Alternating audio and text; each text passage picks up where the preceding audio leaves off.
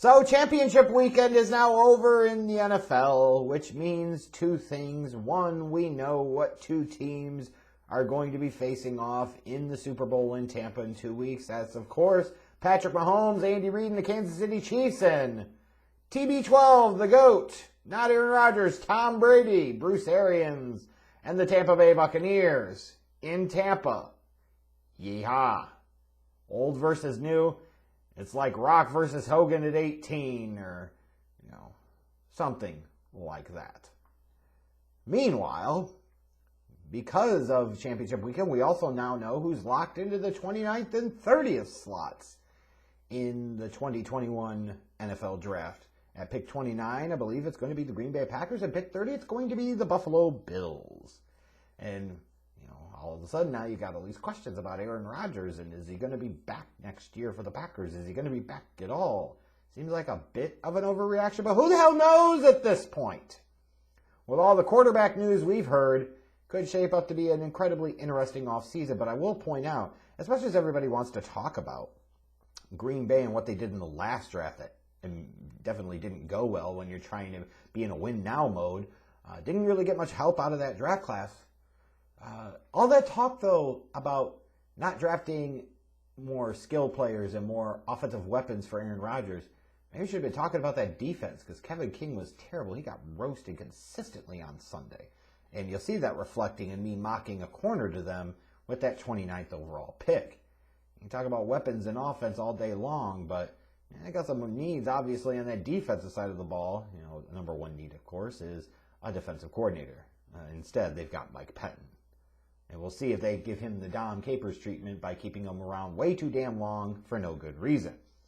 And then the Buffalo Bills sitting there picking at 30. I think it's one of those situations where they probably go best offensive player, but could also make a strong argument at that point in time. You peel back and get out of round one entirely, pick up some additional draft pick capital, or you just go best player available. I've got them taking an offensive lineman, Jaylen Mayfield from Michigan here. You got to protect Josh Allen. Certainly could go wide receiver, or maybe they want to get aggressive and they go in a different direction instead of trading back for more picks or staying pat and taking best player available. Maybe the Bills feel like they need to be aggressive and go up and get a playmaker, which I certainly wouldn't be opposed to them doing. It would make a lot of sense. So we got the first 30 picks in round one locked in. 31 and 32 yet to come. Those to be determined in the Super Bowl in a couple of weeks.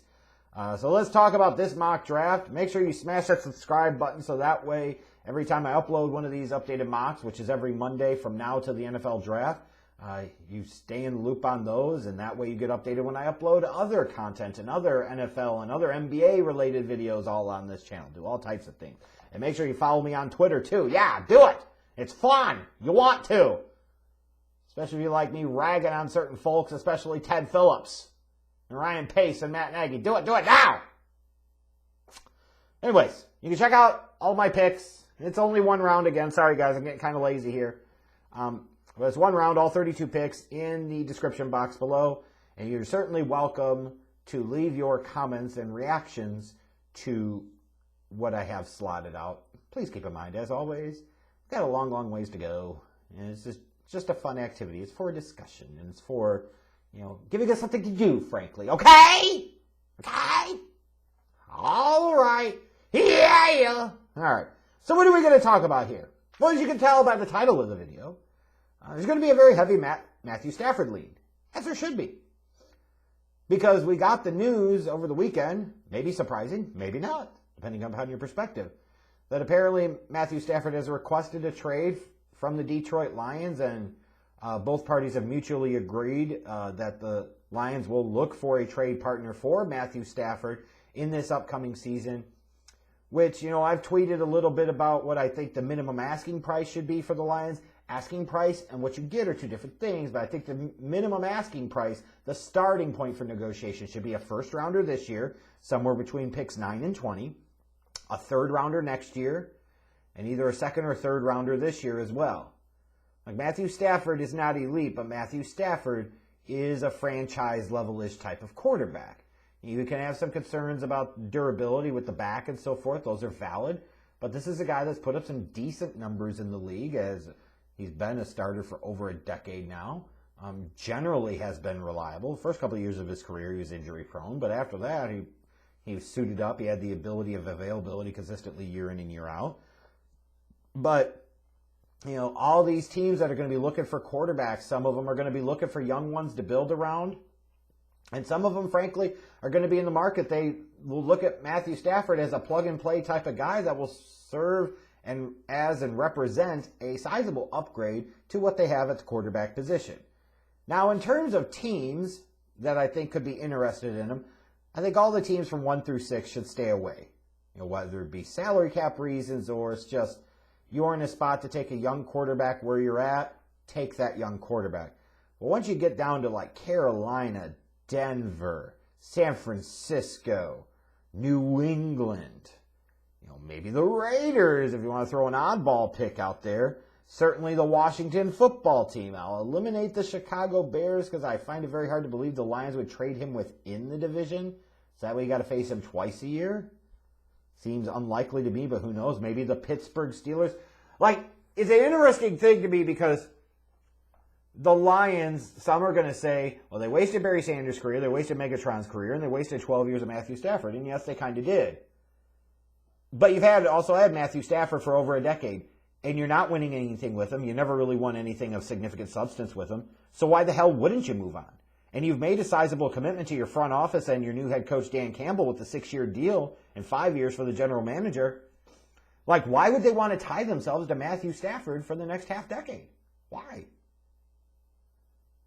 And I stand to reason and stand to believe that if you were in that spot and you were looking at your job potentially being on the line, you probably wouldn't want to tie yourself to a guy that's been there for over a decade. It's just a hint. It's just a suspicion, just a thought. But for some of these teams, man, I would expect the market for him to be very hot. And that's where I think, unless he's got a significant pull within the Lions organization, they're going to really curtail to what he wants to do and where he wants to go. I would expect there to be bidders and several bidders at that, and that could put Detroit in a really advantageous place where all of a sudden now they're picking at 7. They could either A, have a quarterback come to them at 7 that they like and take him and truly start over, or maybe get some of that additional draft pick capital from the Stafford deal and move up a little bit to ensure they get the guy that they like. Or they trade away Stafford and they stay at 7, like I said, take that young quarterback, and then turn around and have a second first-round pick this year. Detroit needs players. They need talent all over the board and all over the place. Not the worst time to pull off this deal, and in a market and in a time where a lot of teams are going to be desperate for a guy like Stafford, whose contract, relatively speaking, compared to even some lesser quarterbacks in the league, is not all that bad the next couple of years. His value is pretty good on the trade market right now. It's absolutely really good. In terms of the teams that I think will make the biggest run at him, I certainly could expect the Denver Broncos to make a big push for him. I think the San Francisco 49ers would be nuts if they didn't come calling. And certainly you've already got the Deshaun Watson thing. But take the Deshaun Watson piece out of it for a second. Let's pretend he's not on the market. The Matthew Stafford becomes the most appealing guy. And even if Deshaun Watson is available and he does end up getting traded, it's much more likely it's to a team like the Jets or the Dolphins or somebody like that, than maybe some of these other teams outside of maybe San Francisco. There's still going to be a very strong market for him. I forgot about the Colts at 21. I imagine they're going to pay a sizable, significant push.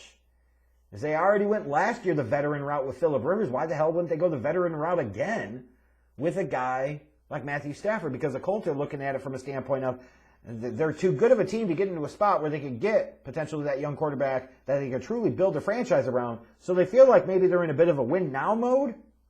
And with Phillip Rivers retiring, stepping aside, if they don't have confidence in Jacob Eason or Jacoby Brissett to take the helm, then why not potentially deal that 21st overall pick and a couple other picks to bring in a guy like Stafford? Because he would be a sizable, significant upgrade for that team compared to what is currently existing on their roster.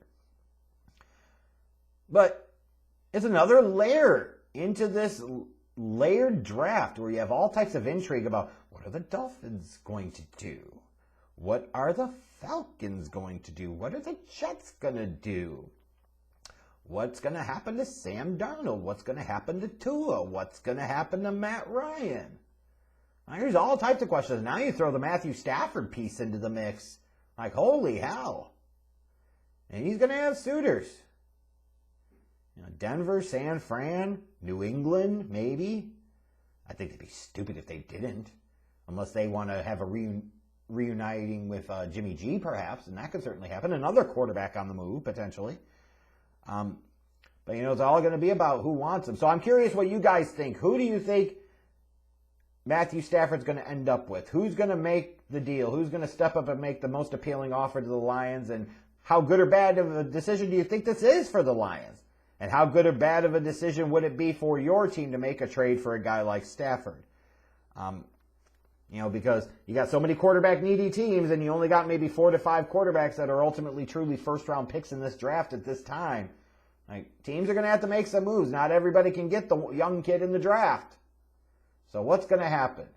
Let me know in the comment section. Make sure, again, smash that subscribe button. Follow me on Twitter. Look at my mock draft, and let me know what you think about it. And I'll be back again next week for another one. In the meantime, the team-by-team recap should be picking up tomorrow, Tuesday, January 26th. So stay tuned for those. Yeah!